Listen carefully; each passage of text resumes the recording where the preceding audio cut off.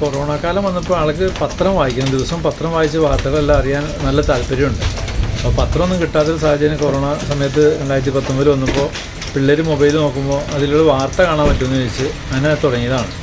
വാർത്ത കാണാൻ പറ്റി സന്തോഷമായി അയാൾക്ക്. അപ്പോൾ അങ്ങനെ കേരളത്തിൻ്റെയും ലോകത്തിൻ്റെ പല ഭാഗങ്ങളിലുള്ള കാര്യങ്ങളെക്കുറിച്ച് അറിയാനും കൊറോണയുടെ ബുദ്ധിമുട്ടുകളും അതിൻ്റെ എല്ലാം മനസ്സിലാക്കാനൊക്കെ കഴിയും. അപ്പോൾ അത് ആൾക്ക് വലിയ സന്തോഷമായി. അങ്ങനെ ഇരിക്കുമ്പോഴാണ് ഡിജി കേരള പദ്ധതി വരുന്നത്. അപ്പോൾ അവരൊന്നിങ്ങനെ ഇത്ര പ്രായമുള്ള ആളായതുകൊണ്ട് അവർക്കും ഞങ്ങൾക്കൊരു ബുദ്ധിമുട്ട് തോന്നി. അപ്പോൾ കുഴപ്പമില്ല, നമുക്ക് നോക്കാം എന്ന് പറഞ്ഞ് അങ്ങനെ സഹകരിക്കുകയാണ് ചെയ്തത്.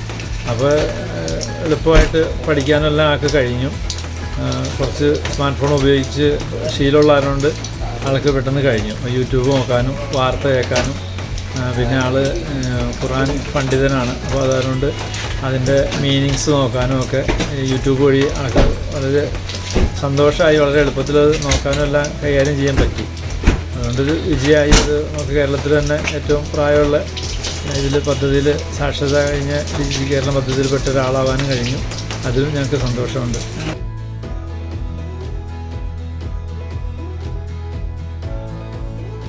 കേരള സർക്കാരിൻ്റെ ഡിജി കേരളം പദ്ധതിയിൽ ഏറ്റവും നല്ല രീതിയിൽ പൂർത്തീകരിക്കാൻ കഴിഞ്ഞ പഞ്ചായത്തിലൊന്നാണ് അശ്മനൂർ പഞ്ചായത്ത്.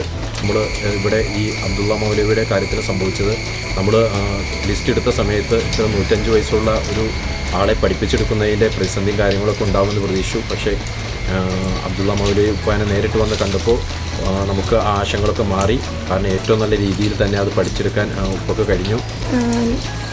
അബ്ദുള്ള മൗലവി എന്ന ഒരു മഹത് വ്യക്തി ഇവിടെ അത്യാവശ്യം നാട്ടിലും ഒരു നിലയും വിലയുമായി പ്രത്യേക നിഷ്ഠകളോടുകൂടി ജീവിക്കുന്ന ഒരു വ്യക്തിയാണ് അദ്ദേഹം. അപ്പോൾ അദ്ദേഹത്തിന് കൂടുതൽ പഠിക്കാനായിട്ട് താല്പര്യമുണ്ടെന്ന് പറഞ്ഞതിൻ്റെ അനുസരിച്ചാണ് ഇവിടെ വന്നത്. അപ്പോൾ വീട്ടുകാരുടെ ഒക്കെ സഹകരണം കിട്ടി. നല്ല രീതിയിൽ അദ്ദേഹത്തിന് നമുക്ക് പറഞ്ഞു കൊടുക്കാനായിട്ട് പറ്റി. അദ്ദേഹം ഓൾറെഡി ചെറിയ ഫോൺ ഉപയോഗിക്കുമായിരുന്നു, അത്യാവശ്യം കോൾ ചെയ്യാനൊക്കെ ആയിട്ട് ഫോൺ ഉപയോഗിക്കുമായിരുന്നു. അപ്പോൾ ഇങ്ങനെ സർക്കാരിൻ്റെ പദ്ധതി ഉണ്ട് പഠിപ്പിക്കണമെന്ന് പറഞ്ഞു എനിക്ക് വീഡിയോ കോൾ വിളിക്കാനൊക്കെ താല്പര്യമുണ്ടെന്ന് പറഞ്ഞു.